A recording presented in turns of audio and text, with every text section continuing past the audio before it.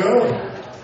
I'm Bernie Master, and been associated with Bill Mitch for 25 years. First in Columbus, with the Wetlands, and I'm down here.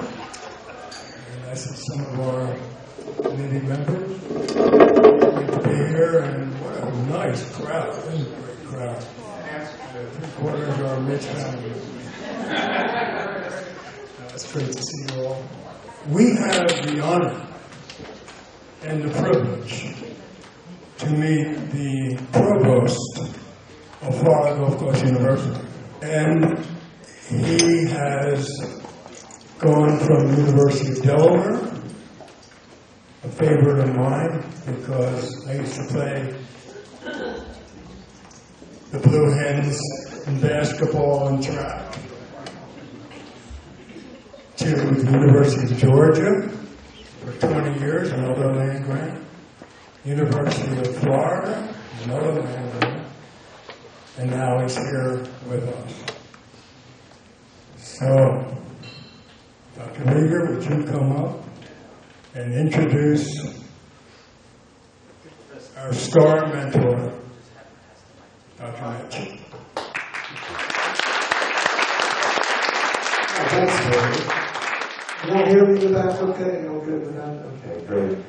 Yeah, so going from bulldog to gator to bulldog to gator again, man, it was tough, I'll tell you what. But I survived it, and I was so happy this year, actually. Anybody else a bulldog fan here? How about the national champions? All right? Thank you. Thank you for that.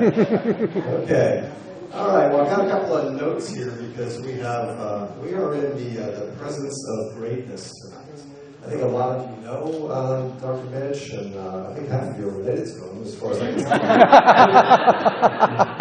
But anyway, so we're really glad that the family is able to come and see this, Bill, and see what you have done in just this sort of last chapter of your 47-year career. We're very lucky at FGCU to have a scholar of his stature, and I'll just, I'll show you a couple things. I had to go to Google Scholar here and look Bill up, and if you don't know, Google Scholar keeps records of all the folks in academia about how good of a scientist they are and so forth. Well, Bill is an amazing scientist. He was before he came here, and he actually improved with age like fine wine. So Bill, I'll just give you a stat here, it's kind of interesting. Bill has an H index of 82. Does everyone know what that is? An H index, yeah. So if you line all of his papers up, and there are hundreds and hundreds of papers, from the most cited one to the least, you have to count down 82 to find papers that have been cited at least 82 times. 82 papers that have been cited at least 82 times. His textbook has been cited 13,000 times. 13,000 times, one book. And 5th edition, right? The one now, yeah. And so, that is one of the hallmarks of a true scholar, is writing the Bible of wetlands, in his case, his subdiscipline within water science. And so it's an amazing career that's taken place in parts of 5 different decades. And what's interesting is about 25% of his citations, which were 37,000, happened in the last 5 years. He's not slowing down. Okay? Most of his citations coming in that latter period there. So it's absolutely amazing, and we're so lucky at FGCU as we're just starting out on our research path, really, as a university. We became a doctoral serving institution in January. We were a master's serving institution in December. The Carnegie Commission reclassified us, so we're on our way. And the next step will be an R2 designation, and we'll do even more research and more PhD programs. As the Southwest Florida region develops, we're going to develop with it, and we're going to engage in applied and translational research that makes a difference in your lives. That's what we're doing. That's what Bill has done his entire career. It's just been amazing. So I won't go through everything, because I'd be here longer than Bill if I went through his entire pedigree, right, Bill? Yeah. But I just want to point out a couple of things here that span his 47-year career. So He earned in 2010 the Einstein Professorship from the Chinese Academy of Sciences. He had an honorary doctorate from the University of Tartu in Estonia. The Ramsar Convention Award for Merit from Uruguay, that was in 2015. The first Odom Award for Ecological Engineering. I knew Howard and Eugene Odom. Actually knew both of them. They're very famous. Eugene Odom is thought to be the father of modern ecology, and he was at the University of Georgia, actually. That's where I met him. So the Odom Award, and that was in 2020. Okay? No, I'm sorry, 2018. 4 Fulbrights. Most scholars are lucky to have 1 Fulbright. 4 Fulbrights that took them to Denmark, to Botswana, to the UK, and to Poland to do different pieces of his work. And then the sort of jewel in the crown, and you can see it if you go to his office, is the Stockholm Water Prize. The Stockholm Water Prize, the highest award you can get for research in water, sits here in the Kapnick Center. And that was something that was done almost 20 years ago, right, Bill? So it's only gotten better from that time. So it's so fitting here, I think, that Bill is giving the last lecture, I guess, of the year on the Moonlight series, a series that he started. And unfortunately, this is my first one, so I guess it's starting out really with a bang, and I know we're going to continue to do this. Right, Don? Where's Don?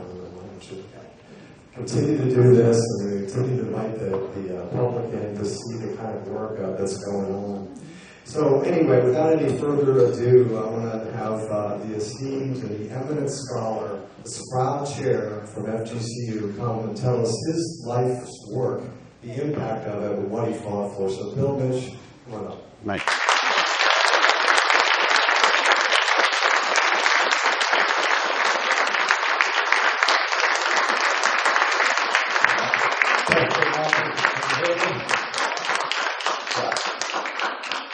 Well, thank you, Mark, and thank you, Bertie, as well, for the sharing the introduction. Yeah, I'm going to try to talk about what I've fought for. And I deliberately use that word. Now, part of what I fought for, I have to admit, I stole that phrase from the University of Notre Dame, where I got my bachelor's, the Fighting Irish.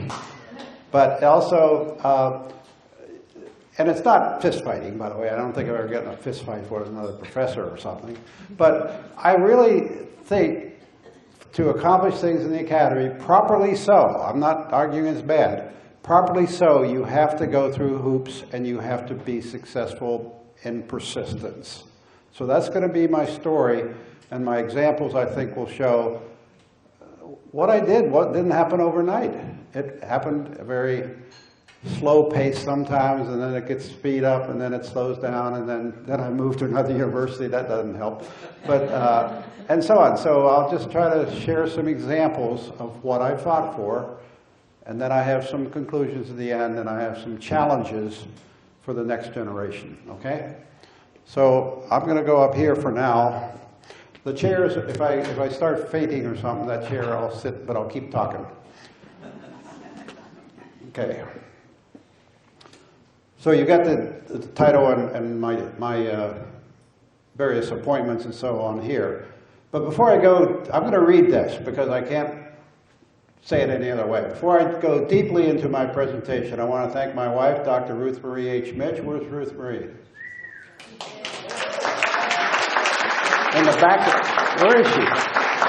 She has the baby. Oh, she has the baby. She has the grandchild. Sorry. My 3 daughters, Rebecca, Jane, and Mary Cecilia, 2 of them are here. I'm sorry Rebecca couldn't make it because of our wonderful airlines. So she's probably going to be in town before midnight, but maybe not much before. And then my 20-year-old assistant at both OSU and FGCU, Dr. Lee Zhang. Lee, you have to stand up. Over here.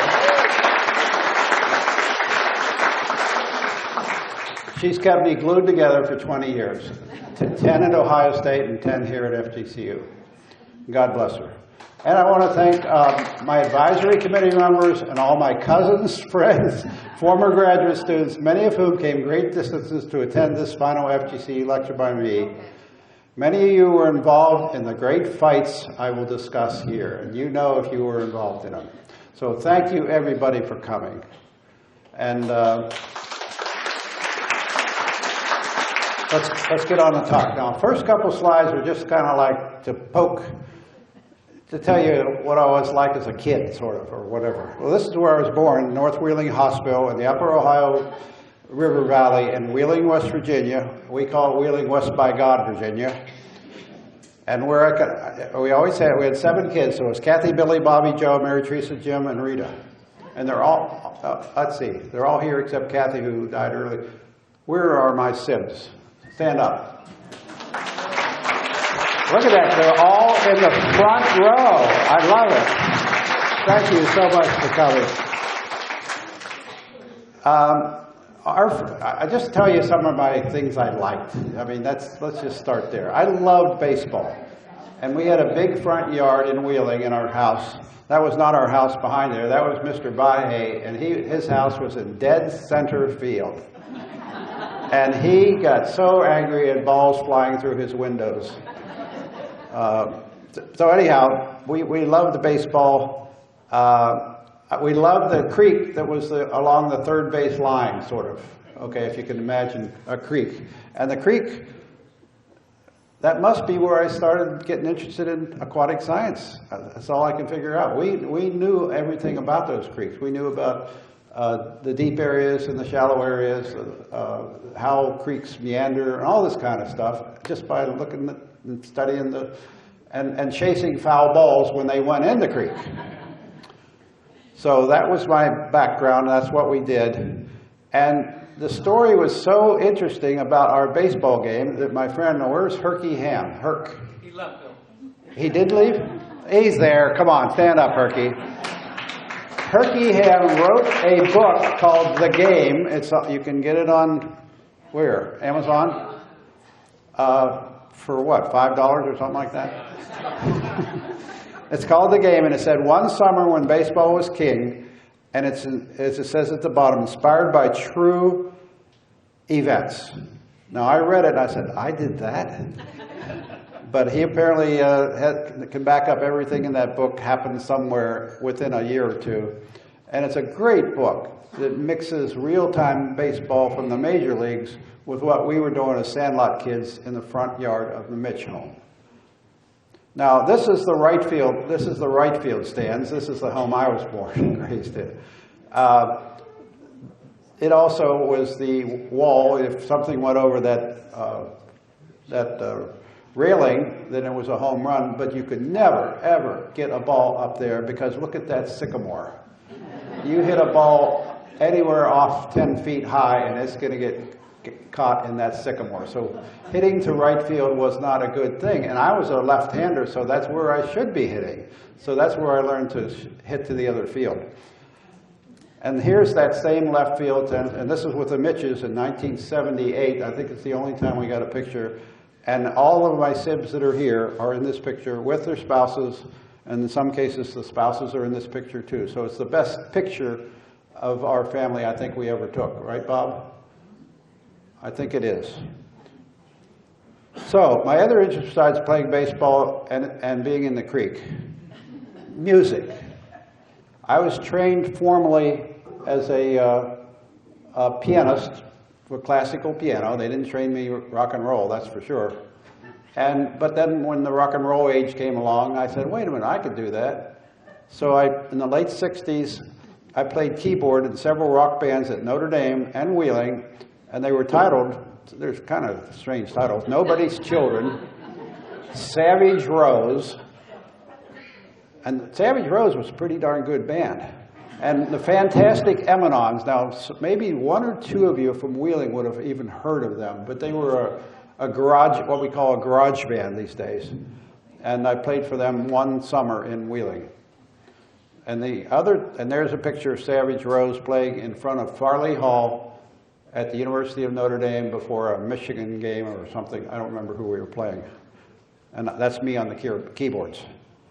And then I used music to my advantage to court Ruth Marie at the grand piano at Rosary College, that's what it was called, in suburban Chicago, when we had frequent field trips to Rosary College from Notre Dame. Why? There were no women at Notre Dame. And so we would especially go on weekends when they had steak dinners. And the ladies would kindly surrender their steaks to us. I don't know why. And so we had to play music. So Ruth Marie and I met more or less at the keyboard, and we would play several Try a Little Tenderness, Otis Redding, things like that, as duets. And that was the courting ritual that we went through. So there's Ruth Marie. And I think this was on Thanksgiving of 1969, right? Or 68. I don't know. All right, well, June 1969, right after that, you know, I graduated in June of 1969, and almost that identical month, there was a horrible situation that happened in Cleveland, Ohio, and it was the Cuyahoga River burning. Now, what most people didn't know is that the Cuyahoga River burned almost every year. But Time magazine was covering it, and so it was a big story, but then they said, well, who's got a picture of it? And nobody took a picture of it because it was such a common phenomenon. So they had to take a picture from 1952, that's what this picture is, and put it in time and say the Cuyahoga River is burning. But they were off by 20 years. But nevertheless, that story in Time magazine just enraged people. How could a river be burning? I mean, that's just the most preposterous concept you can think of in terms of water quality.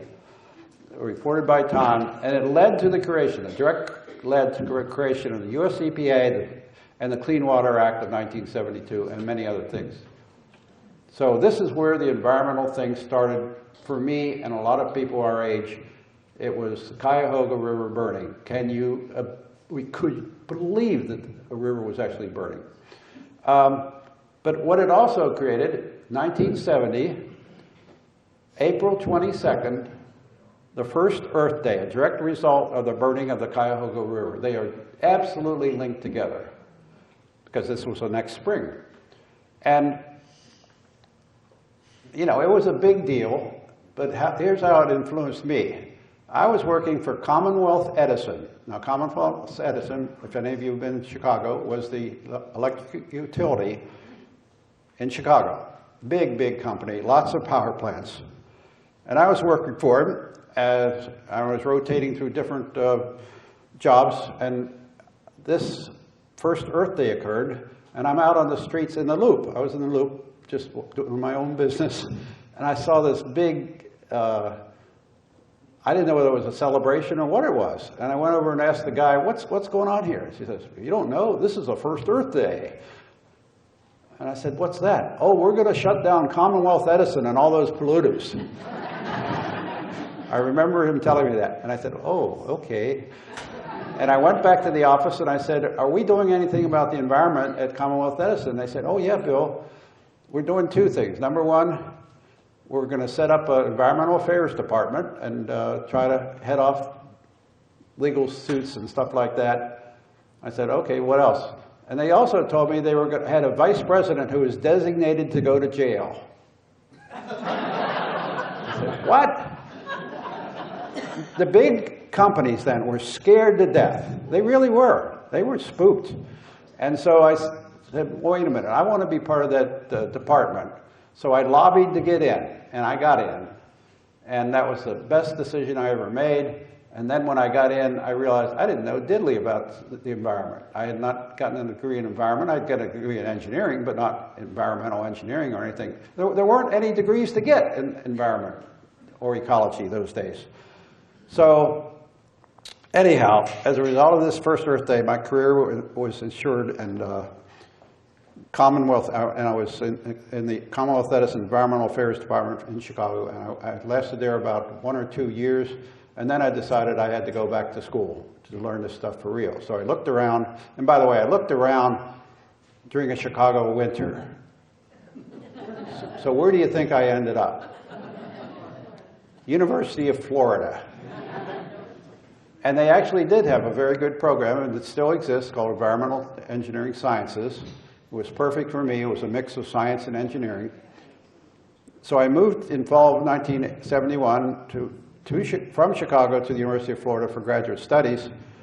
And then after spending a couple semesters taking courses, I heard about a international man, and I remember it was man, not human, man and environment course in Leiden, the Netherlands. It was co-sponsored by the University of Florida and a couple institutions in the Netherlands.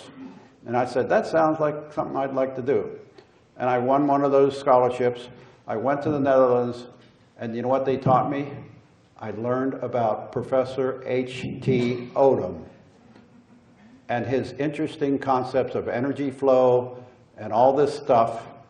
And I had to go all the way to Europe to learn out about a professor who was brand new to the University of Florida then. He had just moved to the University of Florida.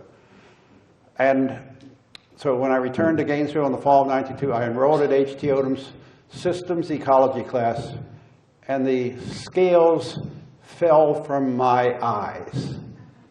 He had it nailed. He had the whole environmental thing figured out. He knew what we had to do, and he was able to legitimately say that half the things we're doing to save the planet are really stupid. And he would be continuing to say that if he were still alive. I was so inspired by H.T. Odom and his clarity on knowing what was going on. And the thread that connected him to the whole world was energy.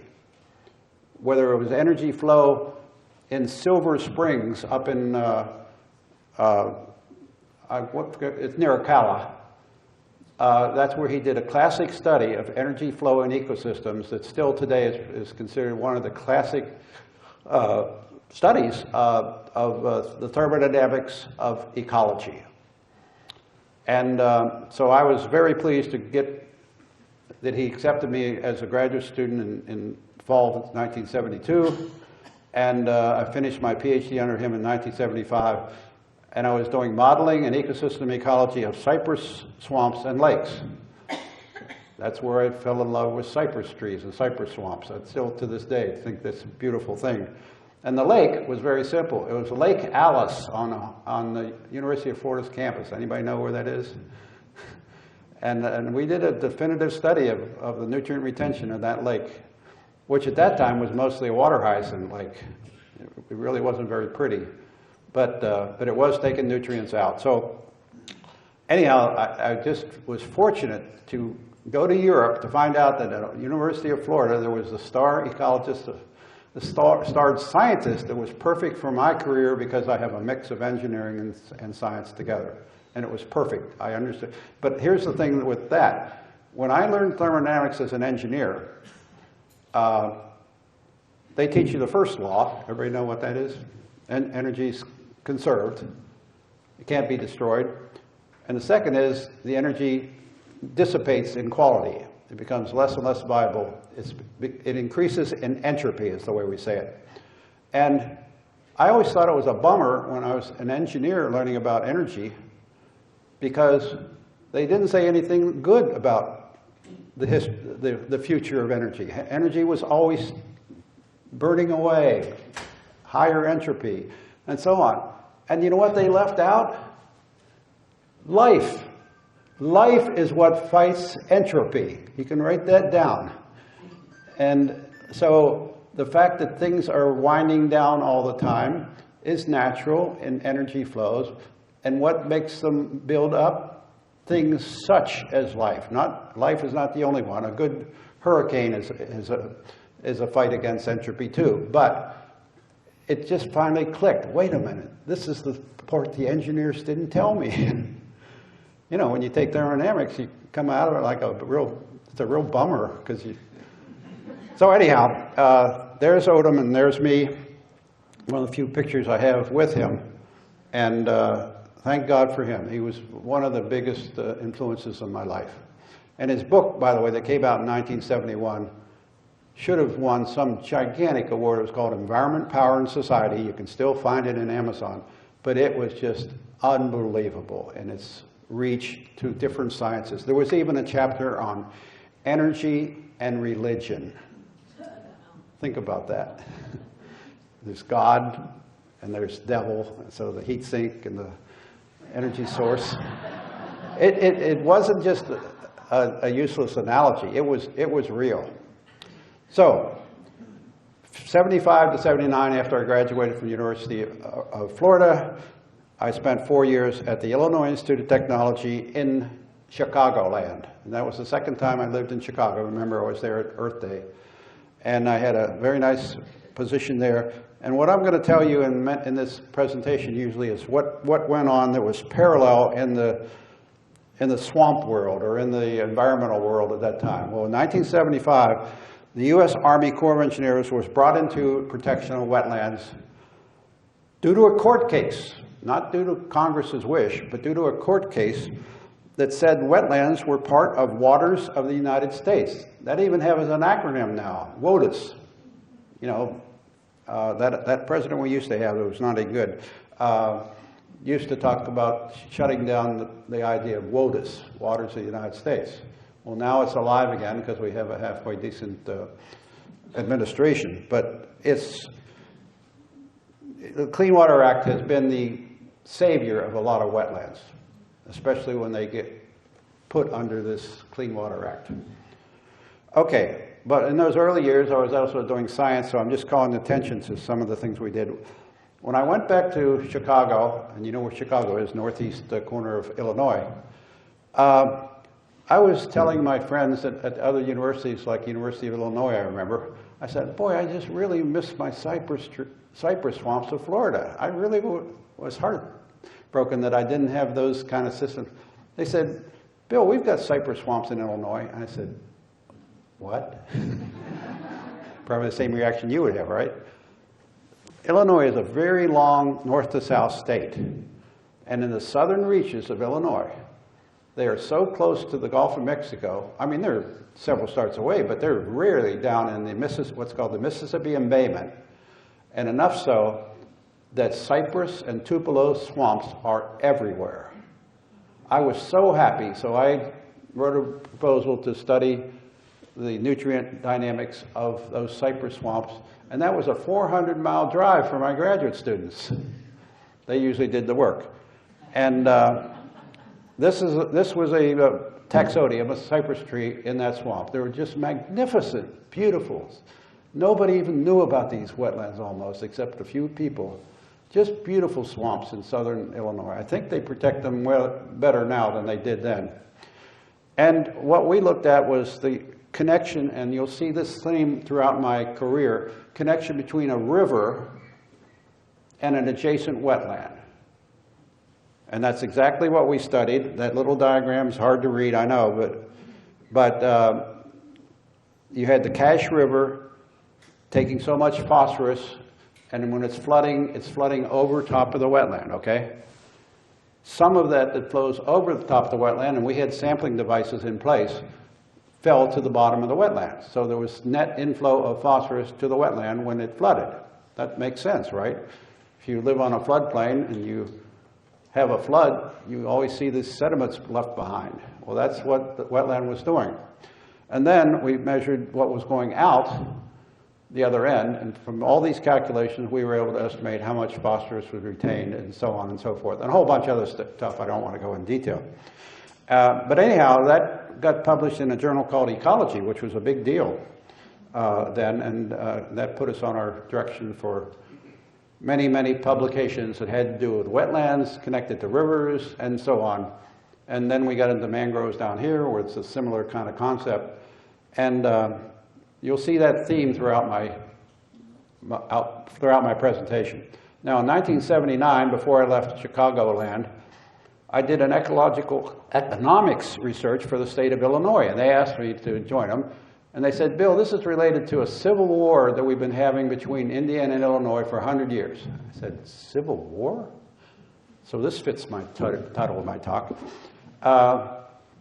Yeah, apparently what was going on was, and we wrote this report, and what was going on was Indiana, by the way, the Kankakee River, that's what we're talking about, starts right at South Bend, Indiana, right where Notre Dame is. I never knew that when I was there. And it flows across all the way to, joins the Des Plaines River south of Chicago, and that becomes the Illinois River, which goes down to the Gulf of Mexico. So that was the Gulf of Mexico watershed. And we found that, well, first of all, so that was our study, and I'll show you the economics in a minute. But 40 years later, the guy who hired me in the state of Illinois to do that study decided that that was such a cute and interesting study that he wrote a fiction book about it. And it was called The River. You can go on Amazon and buy this one too. You can buy anything on Amazon.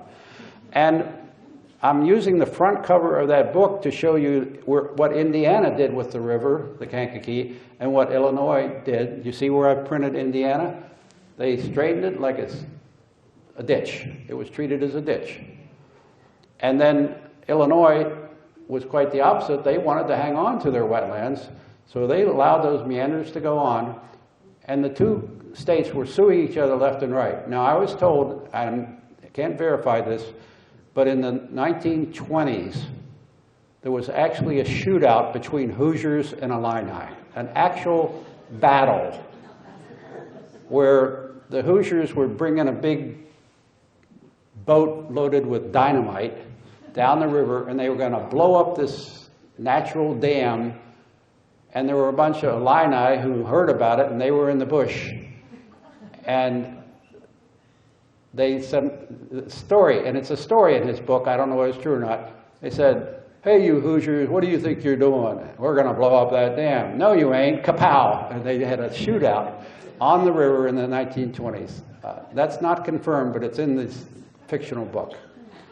Anyhow, so these are the numbers that we came up with, and then I'm translating them to modern numbers. The first number on the bottom there, $3,000 in 1979, is what we estimated as approximately $3,000 per acre per year. So it's every year. That's the value of those wetlands down there.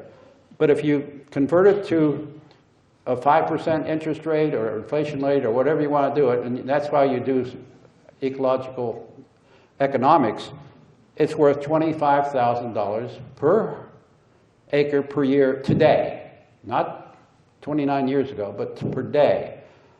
And then if you use 10%, which some people told me that's a legitimate number to use for property. Some of you guys can help me on this one. But if you use 10%, that same wetland, without doing any calculations, would have been worth $184,000.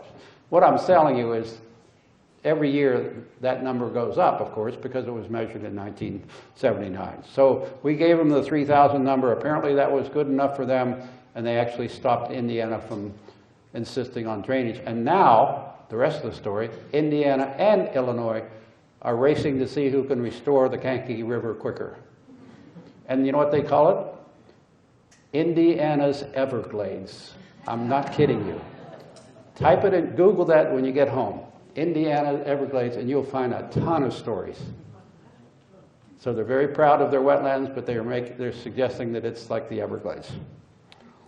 Okay, 79 to 86, maybe a slower time, but maybe not in my career. I moved to the University of Louisville to a Systems Science Institute, but I was back on the Ohio River, at least back on Ohio from the standpoint that's where I was born, but then also it's where I did a little bit of working with electric utilities in the Wheeling area as well.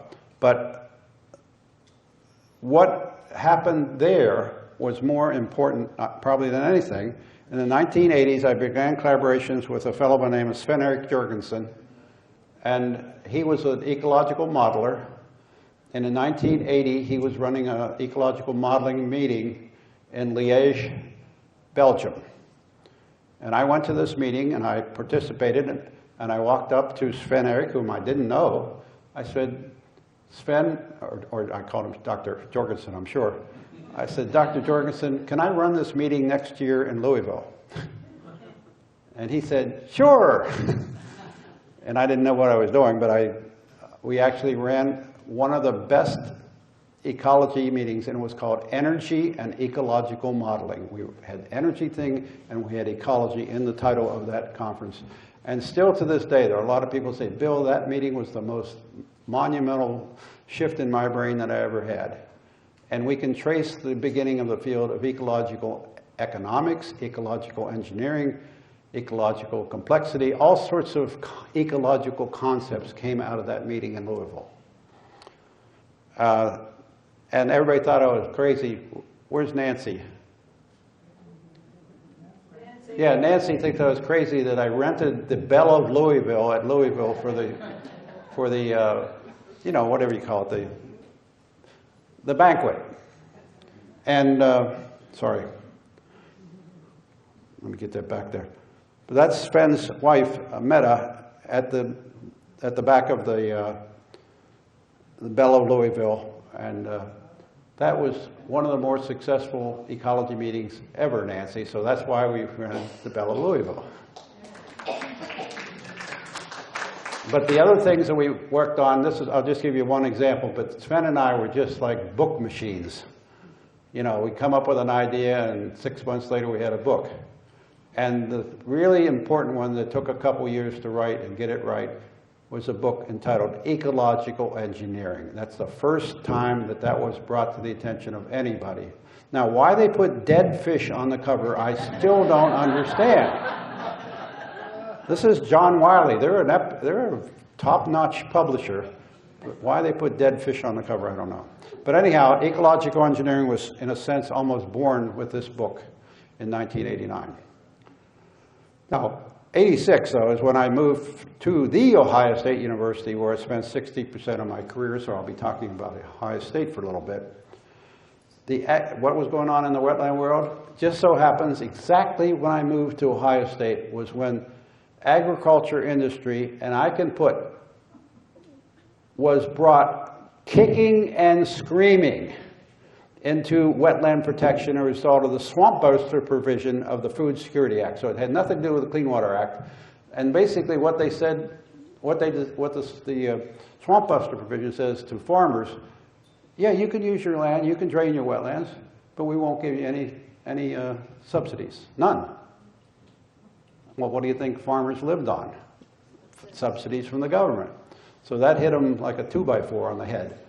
And they were angry, the agriculture community. And here I am, Bill Mitsch, coming, not knowing that this was happening publicly or in the legal sense.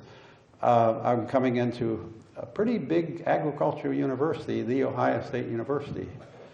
And it worked out okay. It really did. And also what happened in 1986, because I had been working on it all those years in Louisville, is the first edition of Mitsch and Gosling's Wetland textbook was published, and there's a picture of it. Little did I know how dynamic that book would be and how many editions I would do. And I got a contract for one more edition, Mark, so whatever. So the first edition of Mitsch and Gosling came out in 86. So 86 was a big year, and it was my first year at Ohio State. We also, in the summer of 87, did something I should have done when I was in Louisville, but I never got to think about it. We ran a boat trip. So this is teaching stuff. This is not necessarily research, but we coupled it to research, as you're going to see. We ran a trip down the Ohio River, and we decided that it would start in Pittsburgh. In fact, at the time, we boarded the boat right at Three Rivers Stadium. And to go all the way, we went all the way down to Louisville, Kentucky. Now, we were mimicking, if you will, copying an actual boatload of knowledge trip that was called that and occurred in 1827. 1827, there was a trip down the Ohio River, and it's documented. In fact, we've documented it again in a publication we did. And it was called The Boatload of Knowledge because it was a bunch of scientists who were scientists at the, anybody from Philly here? The Institute of, the Science Institute in downtown Philly. What are they called? Franklin? I think you're all right, but it's something like, I don't remember. But anyhow, it was where the scientists for the brand new United States of America in the 1820s, it's where the top-notch scientists on everything, but certainly on water and fish and stuff like that, that's where they were housed. And they got... Academy of Natural Sciences. Yes, Academy of Natural Sciences. And they're still around, right? Oh, yeah.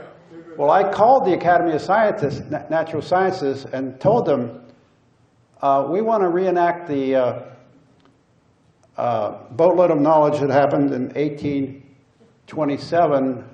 What can you tell me about it?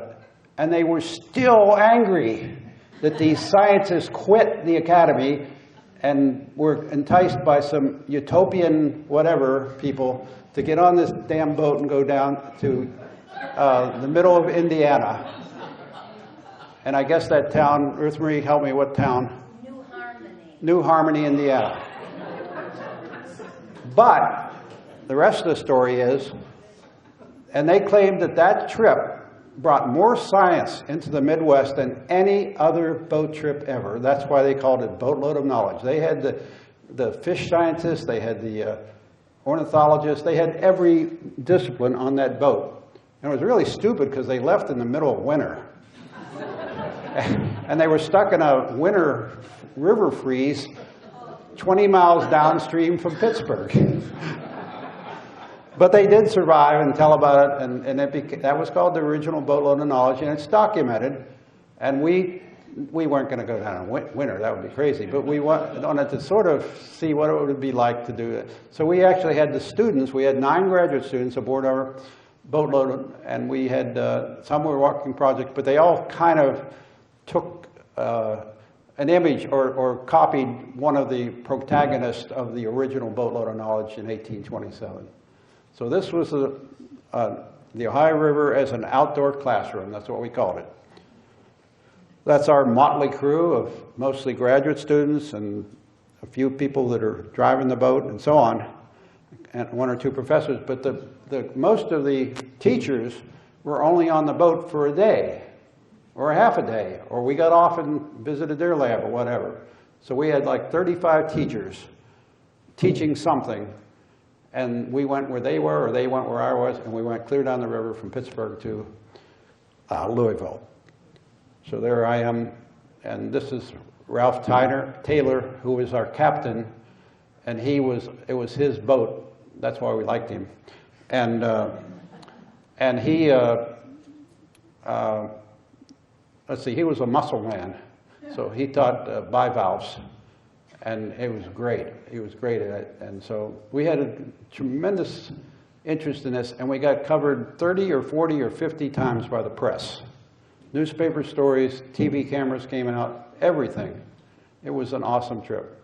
One of a kind. I would never do that. We had to get a $25,000 grant to do that. And I'm very proud of that as a very unique way to teach ecology. And in fact, one of the people who observed us when we were doing this said, I never thought of the river as a teacher. And that's exactly what a river does. It teaches you. So, and we did it, just to be complete on anything, we published a special issue of the Ohio Journal of Science in December 1989. And what I did, and I have to admit it publicly for the first time, what I did was sneak a picture of my hometown of Wheeling, Virginia. This is before it was West Virginia. That's Wheeling, Virginia, and that's our suspension bridge, which is very famous. It goes over the Ohio River, and I snuck a picture of either West Virginia or Virginia, but not Ohio, on the cover of that journal, the Ohio Journal of Science. And I still don't think they know that. And I know exactly where this picture was taken from. This is up on anybody know Wheeling? You know where McCulloch's Leap is, where the guy jumped off the hill, stay away from the Indians? Yeah, it's taken from that down towards the river. And that's probably even Wheeling Island in the background. It's not even Ohio there either. Okay. One other project we did starting in about the same time, or right after the Boatload of Knowledge, was we found an opportunity to work with a fellow by the name of Donald Hay in Chicago, and he had a wetland institute, and I said, oh, that's interesting, and I got to know Donald very well. He became a great friend. He's still a friend. He was constructing some floodplain wetlands on the Des Plaines River. And the Des Plaines River connects eventually to the Kankakee. Remember the further down in Illinois, or maybe after, yeah, it has to be in Illinois. And that's the Illinois River, and that is a major tributary of down to the Gulf of Mexico.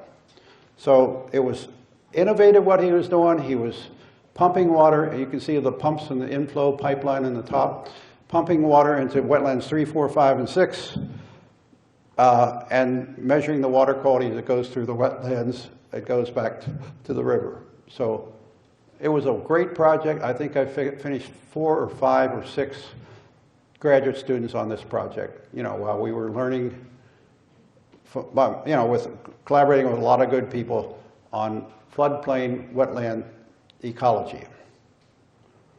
Now, beginning in 1990, about 95, we started to think about, gee, it would be nice if we had a wetland like the Des Plaines River wetland about 500 miles closer to Columbus, Ohio. I mean, our students that were staying there, where's Siobhan? You were there a long time, right, Siobhan? I was there a long time. Yeah. But hey, it was Chicago, come on. Yeah, and so some of our early graduate students, I think there were 5 of you. I think Naming Wang was there, and some others are here. And it was great science that they did. And again, it gave us this kernel of an idea. We can do this better if this wetland were sitting at the Ohio State University. Now, we didn't know that you can't do things like that at universities, or you're not supposed to do things like that. But we had an idea. And Renee Wilson, she gave me the best quote in the world. And Renee is here also, right? Right. Yeah, I'm wearing the same shirt. Okay. I'm sorry, what'd you say?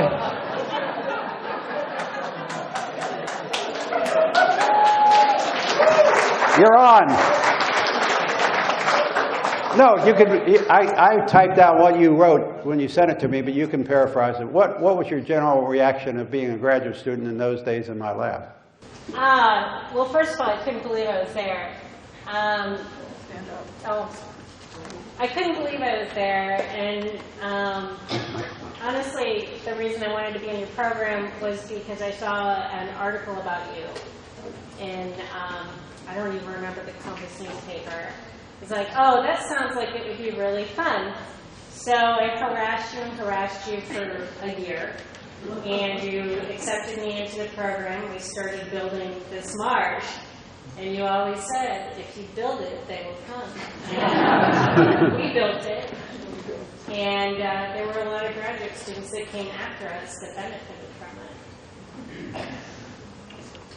Well, thank you. And they didn't, it was like the pay forward concept. They didn't get the advantage of those wetlands that they helped build.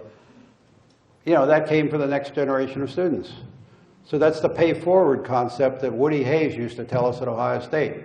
You shouldn't worry about paying people back. You should pay forward for the next generation. So it was a heroic group of students at that time. And thank you very much, Renee, for being among that group.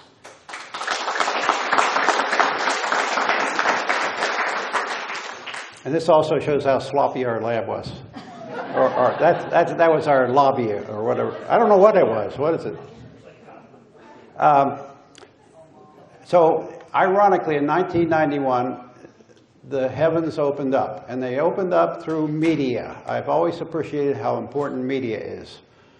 Because a friend of mine named Judy Koffold, she was working for the Ag College, but they had this interesting magazine that didn't say Ag Ecology. It said Ohio 21. They were looking forward to the 21st century at the time.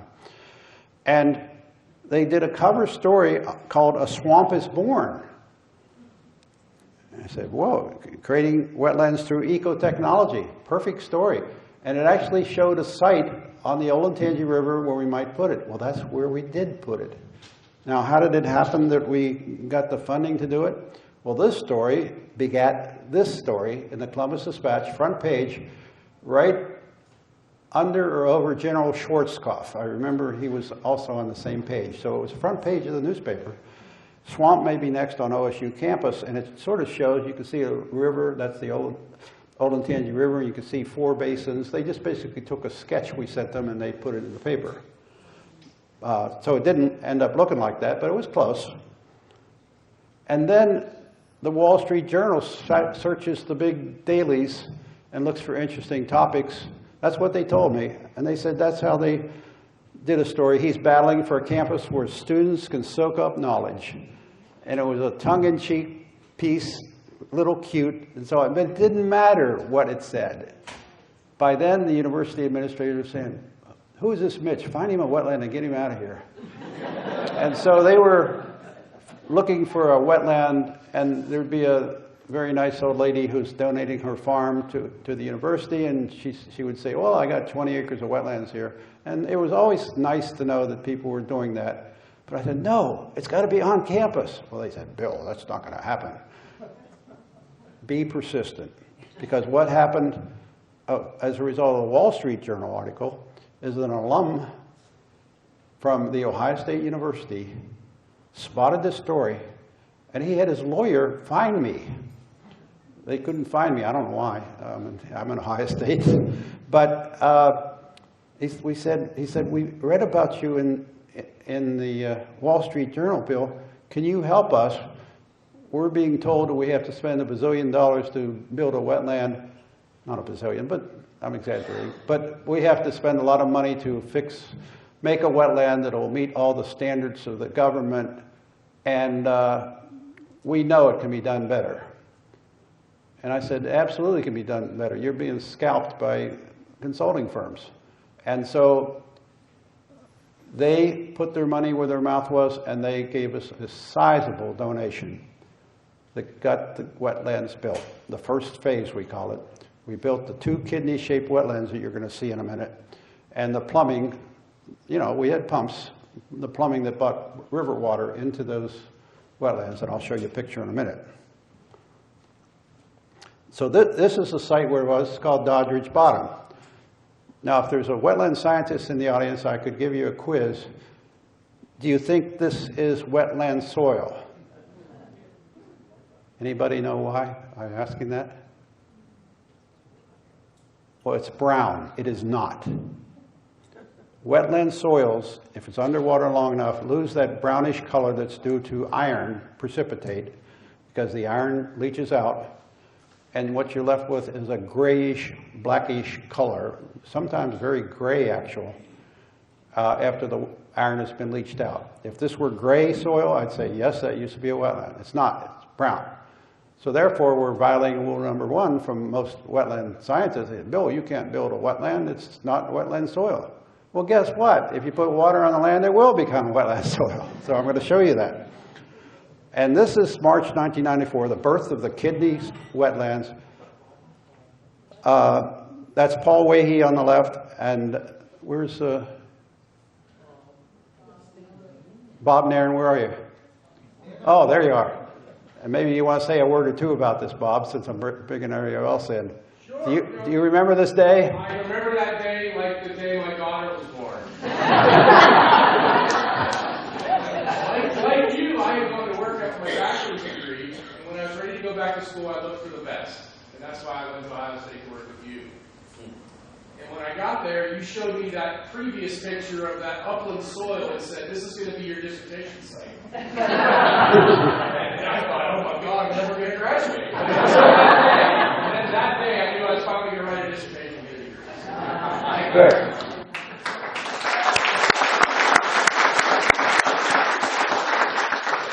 Maybe we'll have a reenactment of this someday. And this is what it looked like after we pumped water in. You can't, I think the pump's still going. You can see it in the far corner. But all it was a hole in the ground with water in it, period. There was probably no fish, probably little, even microbes were probably rare. But it's the start of any wetland.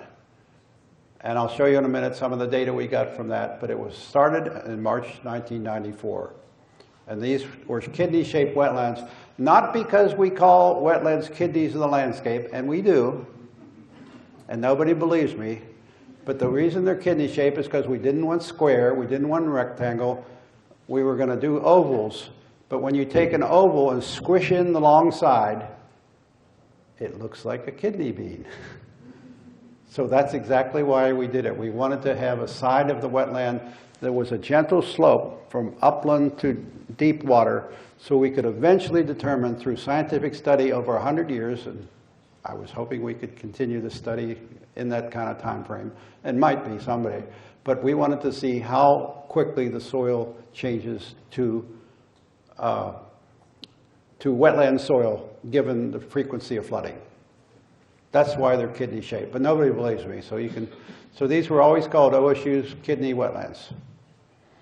And I don't know how many of you know Gordon Gee. He's been president of about every university on the planet, but he was a very big supporter of our wetlands. And we said, Gordon, here, put on these chest waders.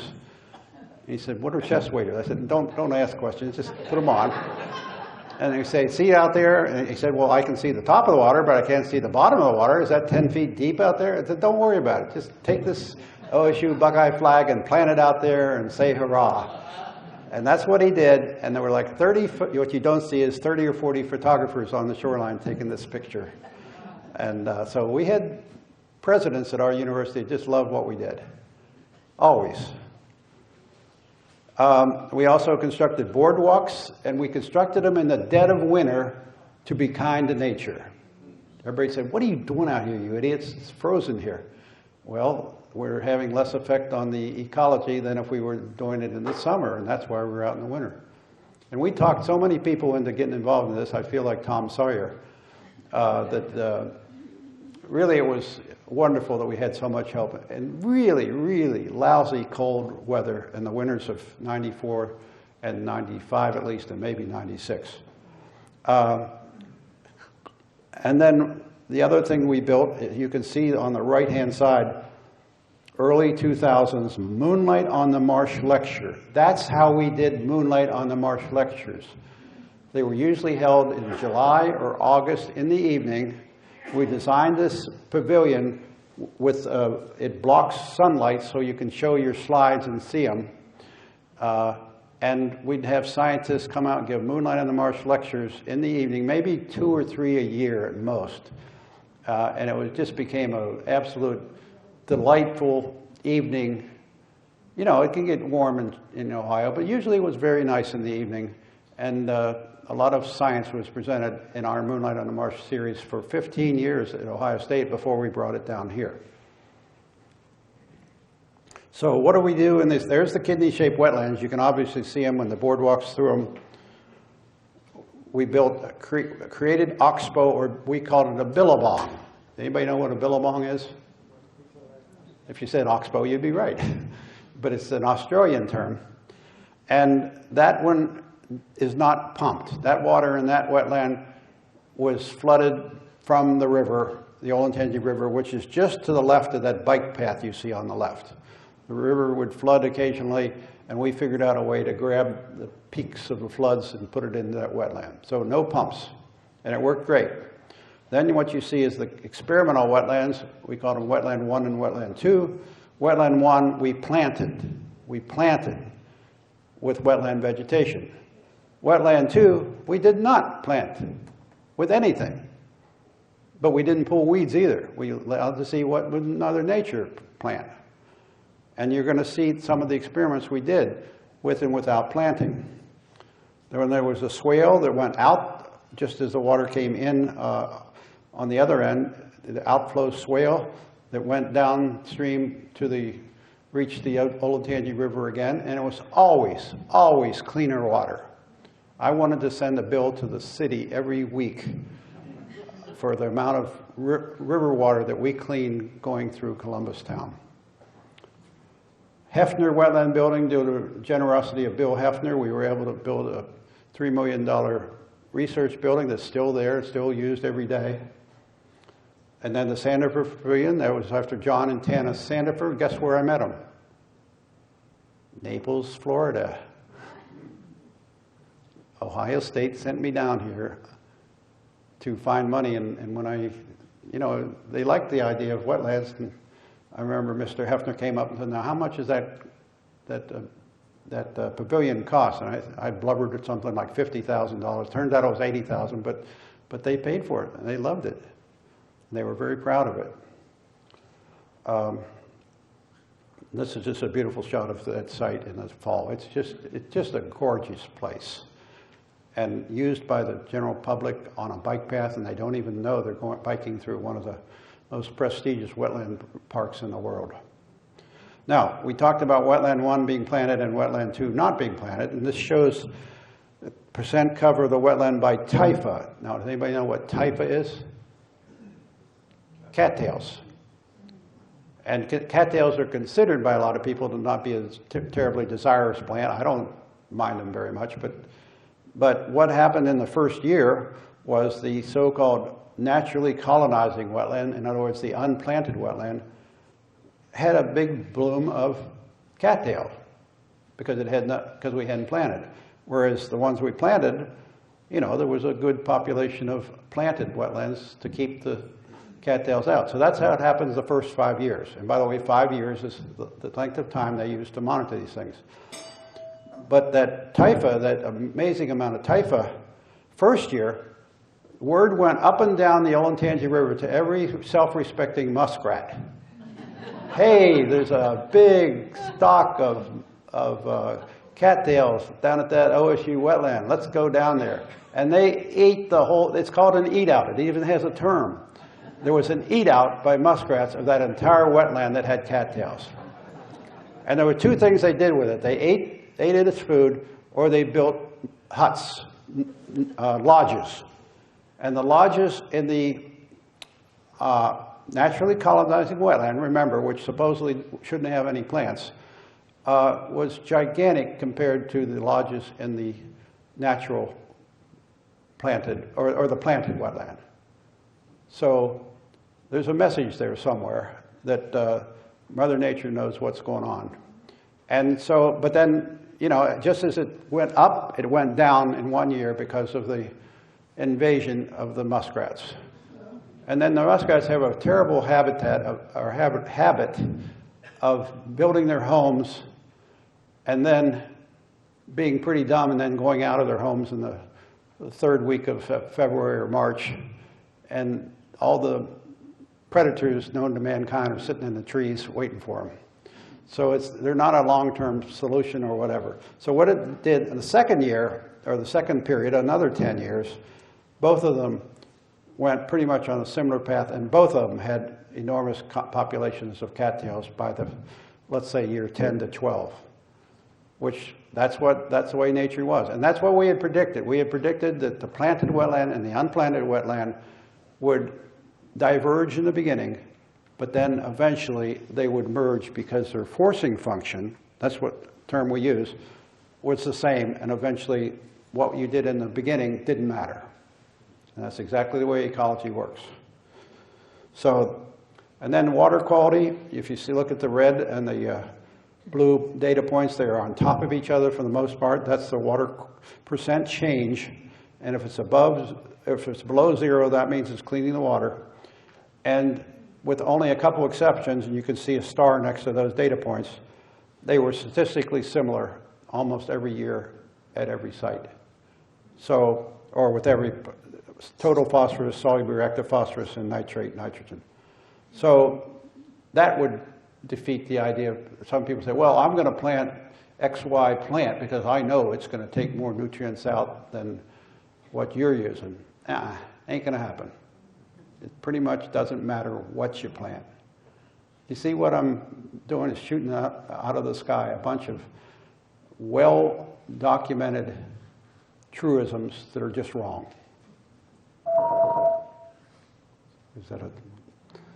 And then wetland soils, just to continue the discussion of the comparison of these kidney wetlands. This shows three conditions of soil color, with the darker color being higher carbon in the soil, higher carbon in the soil. And the first box on, wait a minute, let me back up. That box is 1993. The gray is just gray. There's nothing, there's no carbon to speak of. Then this had a few darker spots in 1995. And Bob, I think these were your data, right? They are. Yep. And then we let you graduate with 2 years of data. Come on. But we had Chris Anderson. Where are you? Did you do the third data point? Yes, mine was in 2004. Have you met Bob? I actually think of again tonight. And traded stories. So between the two of you, look what happened in 2004. Lots of darker colors, and the darker colors indicated much more carbon in the soil. So if you wait long enough, you are going to get what we claimed was wetland soil. And we got soil colors, too, that matched what a wetland should be. But it took a decade. But we saw signs of it happening after 2 years. If I'm misspeaking, Bob and Chris, let me know. Well, anyhow. I think your microphone is dying, so we're going to switch you over. Is that what the phone ringing? I think that is, yeah. Sorry, my phone was ringing. And then Okay. testing. Perfect. Okay, can you hear me okay? All right, 2004, we wrote another book on ecological engineering. And I don't think John Wiley ever got it right. They said, well, do you have any ecological engineering? I said, well, yeah, I sent you some pictures of wetlands we built. They said, no, do you have any engineering? I said, yes, we built a wetland. And so they put these pictures there because we built a boardwalk. And they thought that was ecological engineering, so whatever. But Sven Jorgensen and I wrote a second book, which is much better, on ecological engineering, and merged it with the idea of ecosystem restoration. 2008, I don't know how many of you have heard of the Ramsar Convention of Wetlands. It's a marvelous international agreement. Is that my thing too? No. It's a marvelous program. It's an international program to save our best wetlands by getting them named to be a wetland of international importance.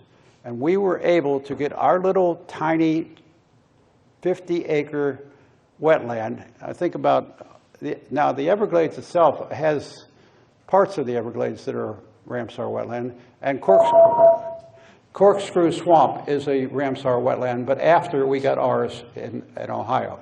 So we got our site declared as a wetland of international importance in Ohio in 2008. It still remains the only Ramsar wetland, because I don't think the Department of Natural Resources or whatever was particularly thrilled with the idea for some reason, and I really don't get it. Lots of states just love this as a designation. Wisconsin loves to have Ramsar wetlands, but it's a wonderful recognition of the wetland.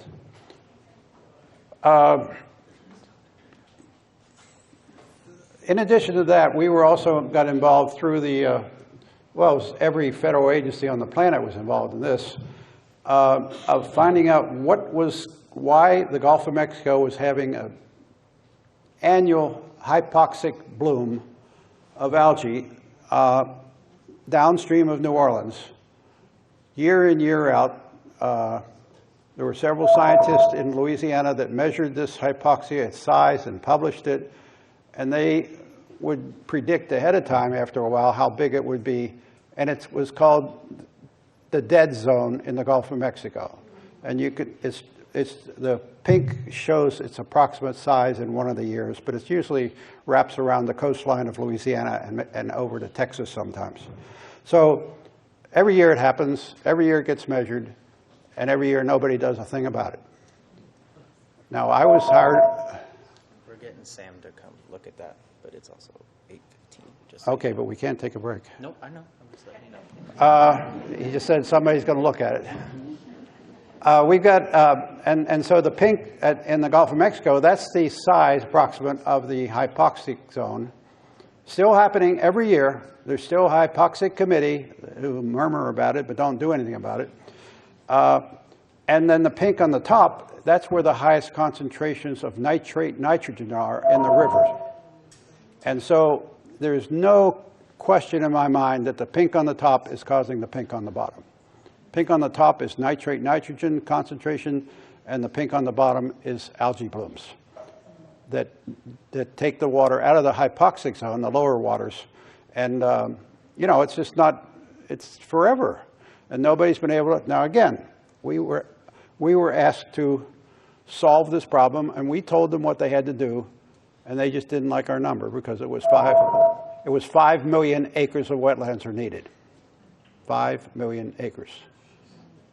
You know, but so you know, when you tell people solutions and they say, well, we can't do that, and so then they give up and so on. But some of these problems that we've created in our landscape do require that scale. I'm sorry? Your microphone was too low. Okay, I'll hold it up here.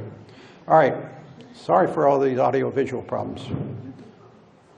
So, and then Lake Erie, just as I was leaving Ohio, became a very serious issue in the Western Basin. And this is actually a map superimposed on an actual aerial photo of Lake Erie, I think in 2011, which is one of the big, and this happens every year now, almost every year. So let's get out of Ohio and move down to Florida now. Florida Wetland Ecosystem Services, 2012 to the present. Now this is where, I don't know if they do a story about me leaving here, but they did a story about me arriving here, and they scared the bejeebers out of the developers. This was a Sunday morning paper, the end of December. I can only imagine. Helen, did you see what they're doing at FGCU? They're hiring a swamp guy. Well, we better take care of that, Jed. And then they called the president, the provost, and heaven knows how I got yelled at for something I did the interview for. But it was a nice story, and it was written by FGCU. No, it was really a good story, and I'm glad it happened. But they decided to call me a wetland warrior. And I'm sure that scared the bejeebers out of some people. So I have been a wetland warrior for the last 10 years here in Southwest Florida, and I hope I did some good.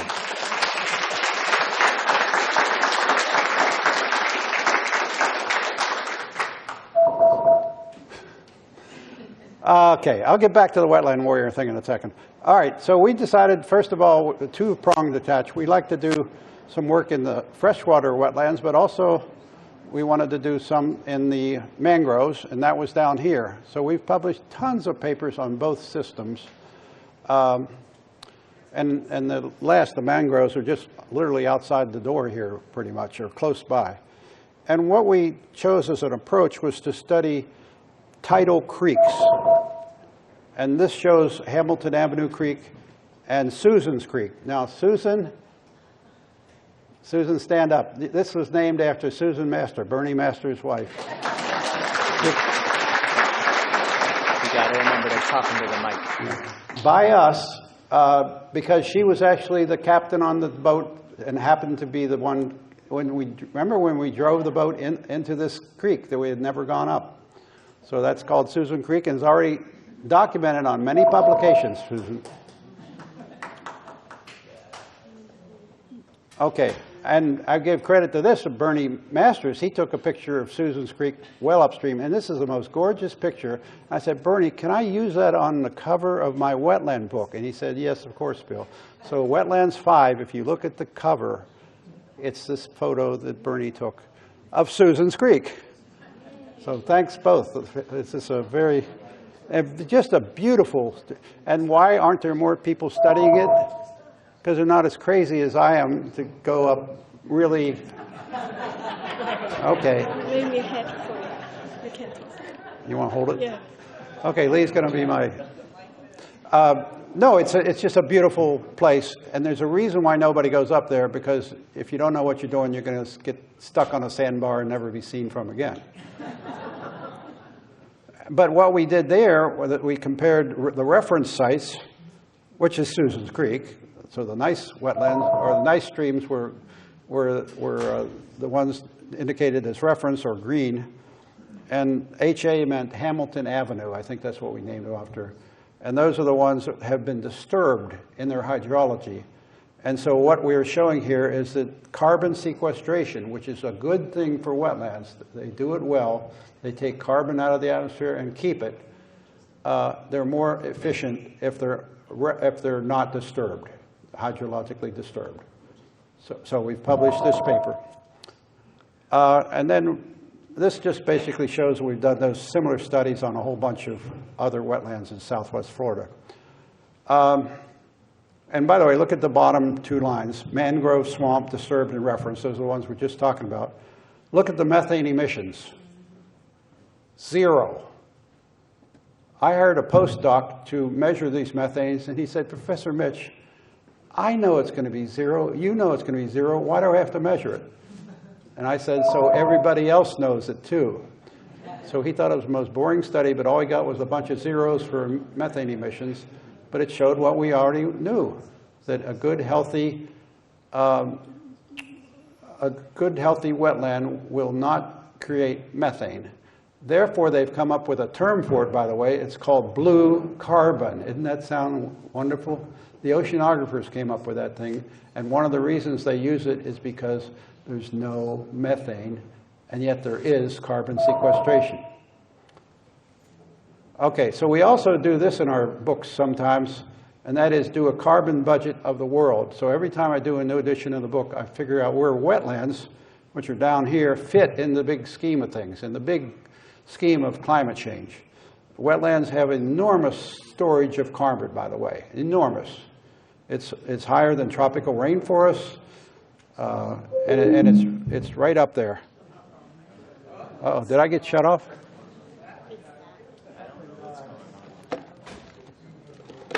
This is my crack team of scientists here.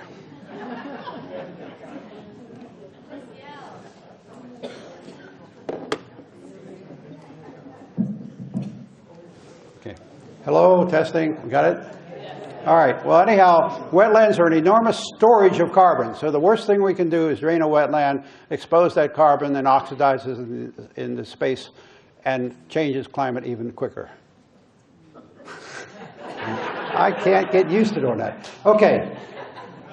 But here's fossil fuels coming in, and it's 10. 10 what? 10 petagrams per year. What's a petagram? That's times 10 to the 15th. A whole bunch of zeros, 15 zeros after it.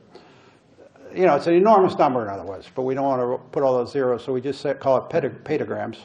And there's 10 coming into the atmosphere from the burning of fossil fuels worldwide. It's probably 12 now, or 13. Anybody know? Anybody know? I don't know. I check it once every 5 years. And then here's the carbon emitting from the wetlands going into methane from wetlands and from rice paddies, and it's 0.17 total. Okay? Here's the carbon sequestration that's going into the wetlands, and it turns out it's 1.0. Now, that's a higher number than anybody has estimated, but we had data from a lot of wetlands to come up with that number. So we're saying 10% of the fossil fuel emissions are being captured by wetlands. That's enormous, because they're only 7% of the landscape. And we keep checking these numbers every year with new data. So I can't say enough about the importance of coastal wetlands especially, but wetlands in general. If we want to, people say, what can I do to solve climate change? I say, build a wetland. And that's flat out true. So build a wetland if you want to fix carbon.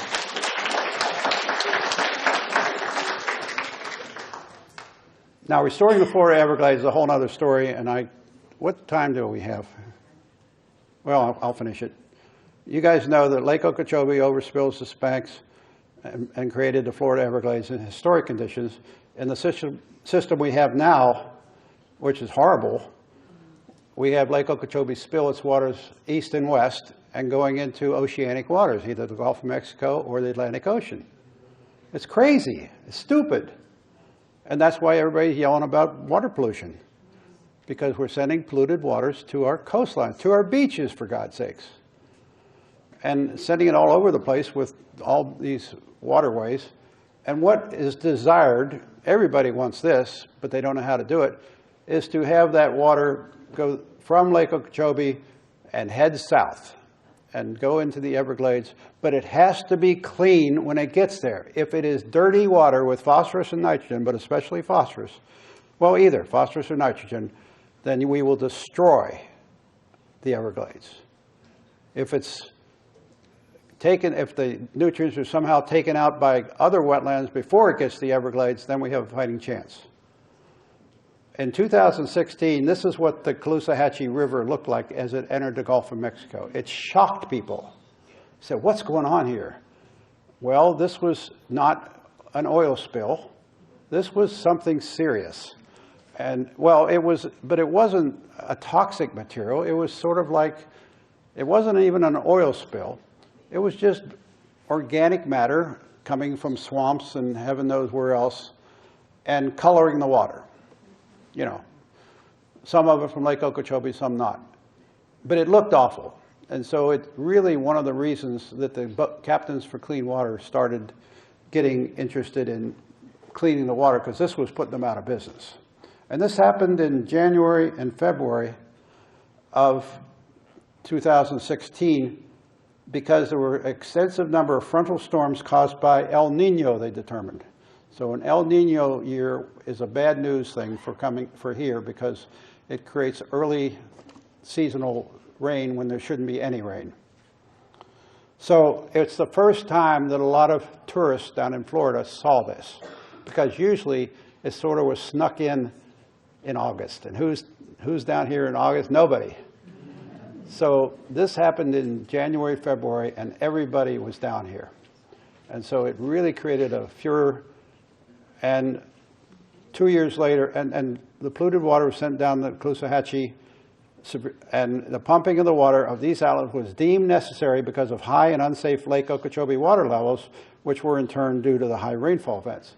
So the Army Corps was required to send the water somewhere because those dikes around Lake Okeechobee are dangerous as hell, and they could easily fail, and Clewiston would be washed away. So it's a very serious thing. They have to release the water. Where do you put it? Well, they send it to our beaches. Thank you. Then 2018 was probably the worst case of water pollution, coastal water pollution I've ever seen in my life. That's when we had a smorgasbord of red tide and blue-green algal blooms that lasted a good chunk of that summer. And we in Southwest Florida became famous I know it's because we became famous because nobody ever heard of this kind of massive killing of aquatic animals, both fish and fauna, as what happened this particular year in 2018. And that's what the water looked like that I'm holding in our Van Dorn sampler after it is senesced. It was not red color or even anything close to red. This was after, and this is when it's the most dangerous to life. And now we're starting to think also to human neurology as well. So there's some good news that has come out of the state.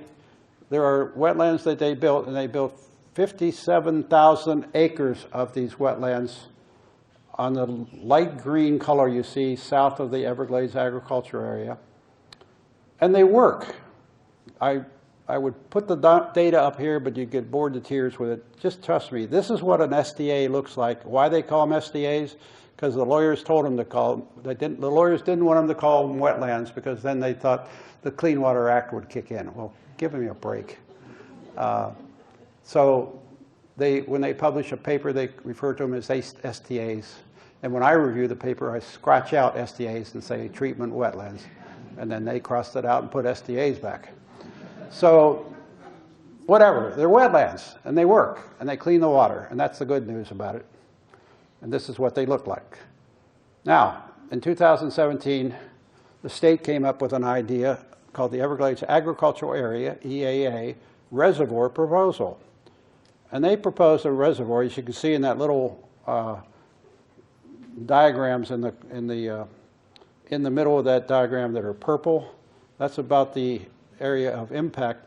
They're going to build reservoir and some other systems and claim that this will solve the pollution in the Everglades and in our coastlines.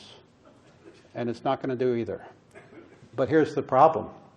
It's going to cost, this is a $2 billion experiment, and it's not going to work. Now, I say that because I reviewed the report, I reviewed the details of this design. It is so unreal in how it minimizes how important it is to solve the problem and how little land they're using to solve the problem. They're basically using up all the private land that they had, and that's it. So it's the state wants the proposal. The flow of the Everglades from Lake Okeechobee is supposed to increase by 76%. So remember that, 76% more water is supposed to head south. A 10,000-acre reservoir, 23 feet deep, will be built for water storage. Only 6,500 acres of treatment wetlands, or if they want to call them STAs, I'm fine on that, only at 13%. We claim that 50,000 to 100,000 acres are really what is needed to solve this problem. They're not even close to that. So, this is a conclusion in the report I gave to the Friends of the Everglades. They hired me to do this. As designed, this EAA reservoir project that will cost US $2 billion will likely deliver phosphorus-contaminated water to the Florida Everglades. In other words, they'll be dumping polluted water into the Everglades, and they'll be wasting $2 billion. Now, is that the generally accepted paradigm that everybody wants? No. Everybody wants the $2 billion. They don't care whether it works. Honestly, that's the reaction I get. Bill, shut up. We want our $2 billion. And I say, but it's not going to work. We don't care. We want the $2 billion. Why do you want it? Well, they don't have any idea what they're going to do with it. But it's very sad to see that we're at that point. We're separating the science. So I've been very vocal about this. This is one of my fights recently, or the last 2 months, or last 2 years. Expert says EA reservoir won't work. And then there was a story at the West Coast WGCU, public radio. Wetland scientists questioned the design of the EA reservoir. So there were many stories like this on interviews I did, but there were a lot of people that came after me, and you'd think they would be more compassionate with what I'm saying, that this is not a proven idea, and it could be a $2 billion waste of money. You hear what I'm saying? And all you hear from the state of Florida is, Bill, we know what we're doing. Get out of here. And they haven't been able to show me they know what they're doing. Nor could they. And this is the crowning chief thing that we found. I work for the Everglades, the Friends of the Everglades, and I told them we were going to give a presentation at the Wetland, or at the Everglades Coalition this past year. And I said, ask the Army Corps if they have a side view, not a top view, a side view of what this EAA reservoir is going to look like. And they said, yeah, we got one. Well, it's on a sketch somewhere. And this is what they sent her. This is their drawing, not mine. I mean, if I wanted to kill the project, I would do exactly this drawing. Which raises the question, is that Army Corps' intention? I think they think it stinks, but they're not allowed to say it. What they're showing is a 37-foot wall. They're not digging a hole. When you hear they're digging a reservoir, you say, oh, they're digging a hole in the ground. No, no hole in the ground. They're building a 37-foot high embankment, either circular or probably rectangular, it doesn't matter, high in the middle of that EAA reservoir.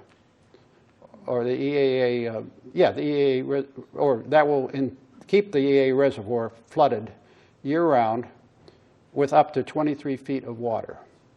Now, you take this system and throw in a little hurricane every so often, and this is going to be an awful mess. And the Army Corps even drew, I didn't draw the house there, they did. Now, why would they do that on a project that they wanted to do?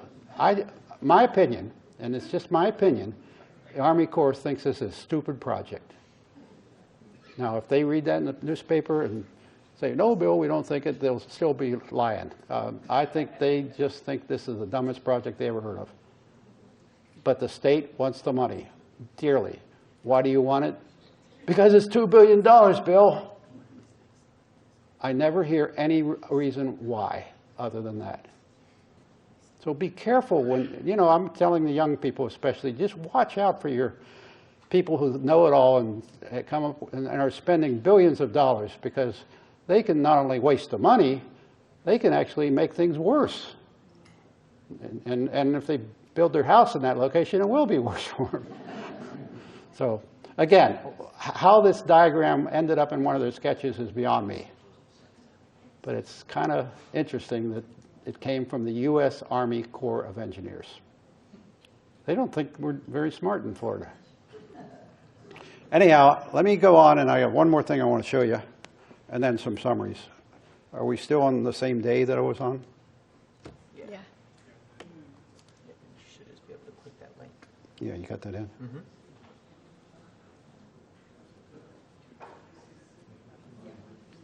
Yeah, I gotcha.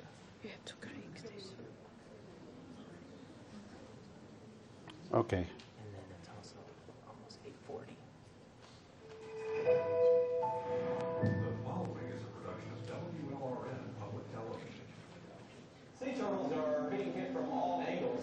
Can you hear it okay? Because of human impact-related issues. The last 3 years, in fact, have been the hottest on record. Too hot is really bad. We can't recover from too hot. We will no longer have any males to help with the reproduction of this species. All of a sudden, turtles started to show up. What, maybe one or two little tumors on them. What we see here is actually the stomach contents of a single sea turtle that was found dead. The bottom of the food chain is starting to ingest the plastic and die. What we see happen to these turtles, we're eventually going to see happen to all life. I've followed the environment for many, many years, and I think I've never seen anything quite as bad as what's going on now. These animals that tug at your heartstrings are these majestic sea creatures really die off in these massive turtles like this. It's truly apocalyptic, and it's happening before our eyes. But we only have one home, one planet. There is no planet B.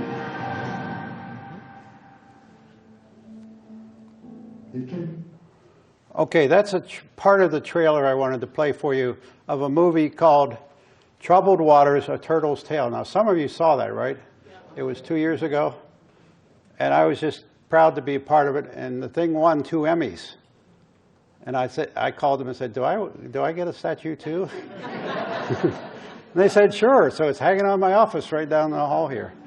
No, it was... The quote I got was very exciting. It is one of the most powerful films I've seen, a cinematic silent spring. And that's a pretty powerful statement for us to give. And so again, that was an enormous project to get involved with, but what it showed me is even our oceans are in trouble. And 50 years ago, at the first Earth Day, I don't think anybody even used the word oceans. So does that mean we're getting better if now we've got bigger pollution? Probably not. So anyhow, I thought I'd share that with you, and then I'll come up with some conclusions. First of all, the burning of the Cuyahoga River in Cleveland, Ohio in July 1969 was symbolic of serious problems in our urban environments and was partially responsible for their first Earth Day.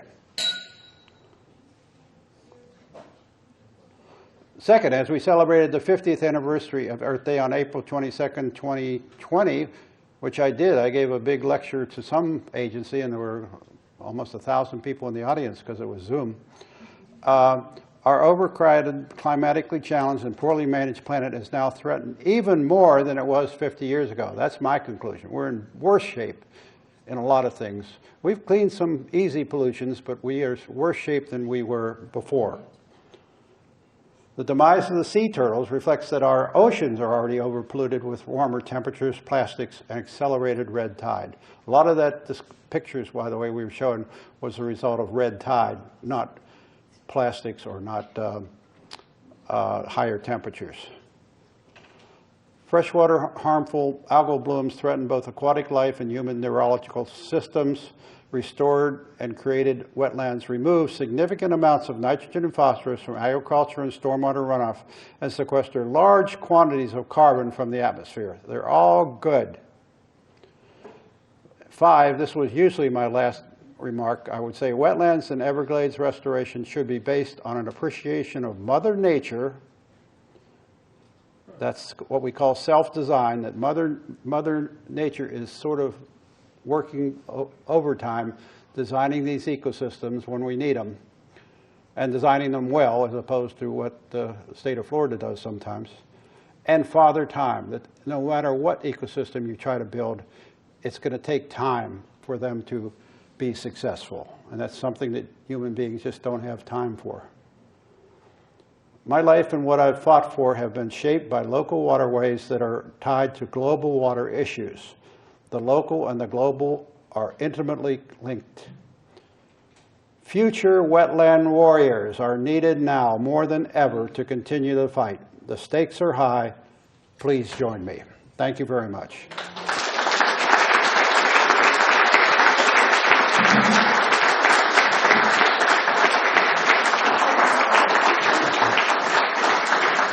Thank you.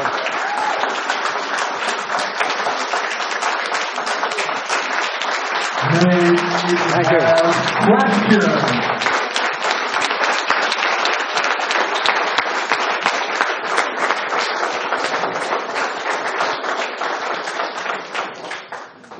Ooh. Hey, we have questions. Can I sit down? Raise your hand if you have a question, and we'll come to you with the microphone. I guess you answered everything.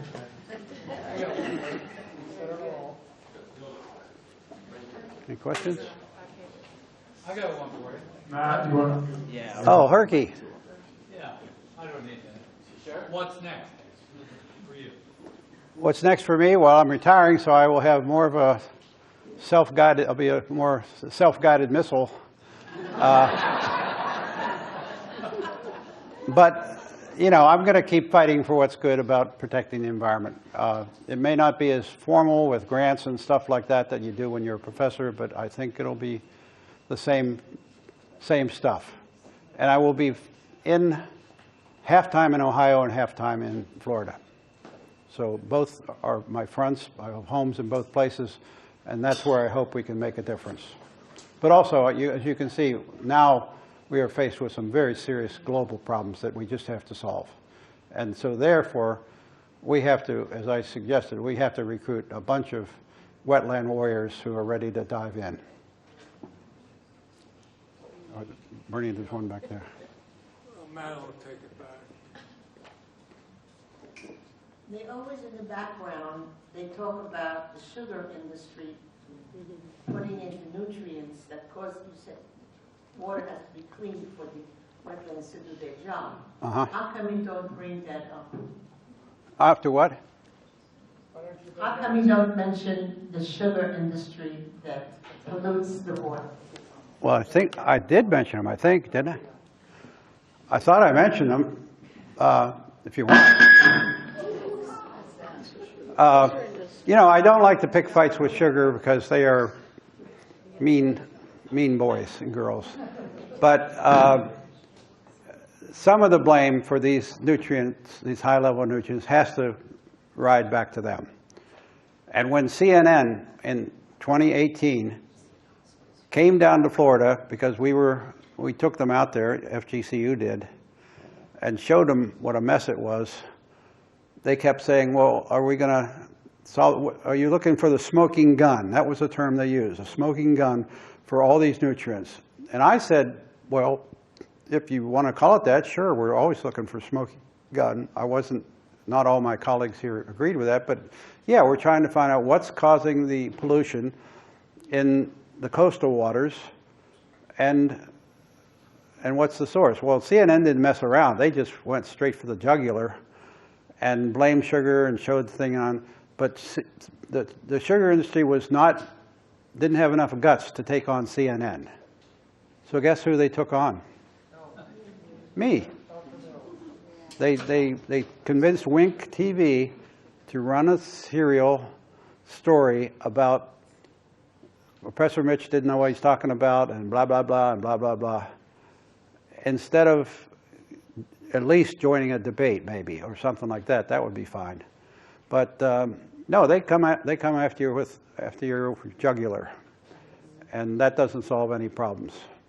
So yeah, I've had several run-ins with sugar, but I don't listen to half of it.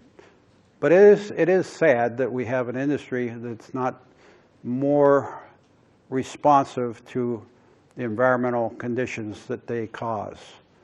And I wish they do, and maybe someday they will. So I guess let's all hope that they come under new leadership someday. Okay? But right now, I don't think they have that leadership. We're going to do one more question, and then we're going to wrap things up. Herky? I want to thank you for all that you have done. I worked for Michigan State and That's all right. for U of M, and we also had education boats that took out over 5,000 students in 10 years out of the Detroit suburbs. And we used bills, plans for some of that education. We had the students doing lab tests right on the boat. Mm-hmm. Went out, we saw sturgeon being on the reefs. We have reefs in Lake Erie. Yeah. So I just want to thank you, and I really have enjoyed attending all of your sessions. Well, for thank the you. last 10 years. Thank you, and good for you for... Even though from Ohio State, I love what Michigan does for helping the environment. Bill, one last question. There are a number of environmental organizations in South Florida that share your vision and your goal or goals, but they don't seem to collaborate very well together. No. Is there anything that can be done to promote collaboration among environmental organizations? Well, the Everglades Coalition is a very nice meeting, and I like how everybody shows up for that. What I'm saying is the Everglades Coalition, which happens every January, I found that to be fascinating because all the NGOs do show up there. And if you're an agency person, you show up at your own risk because they'll jump on you. So I enjoy those, but it surprised me with this EAA reservoir, a simple thing such as calling a design stupid would anger so many people. And when I kept asking, why are you angry with me? They say, Bill, you're going to chase away $2 billion. They didn't care whether they were going to fix the Everglades. And that makes me sad. If we want $2 billion, we should earn it by coming up with a project that'll work. Okay? Okay, I just have a few words to say. I'm here on behalf of the students, staff, and faculties, EWRP advisor committee members, visiting scholars, and friends of Everglades Wetland Research Park and the Water School to present special gift to Bill and Bernie and Susan Master, and to show our appreciation for their leadership and sponsorship for Moonlight on the Marsh lecture for many years. Also, I'd like to thank Naples Botanical Garden support, especially tonight. We'd like to thank Liz. She's supposed here, and from the Naples Botanical Garden, who made the decoration for the gift. Yeah, here is gift. Oh, wow. Oh, it's beautiful. What is the plant? What's the plant? It's an orchid. I don't know Orchid? what species of. Yeah. I can set it down next to you. Yeah, put it up on the stand there. Well, thank you, Lee. Thank you. Very cool. All right. All right. Well, that concludes everything. Thank you all for listening and waiting patiently for all the hiccups. If you could please place your name tags in the box outside, we'd greatly appreciate it. Thank you all and have a good evening. Okay. Good job, Bill. Is that okay, Joe? Yes, it was. Thank you. Very Thank you. interesting. Thank you.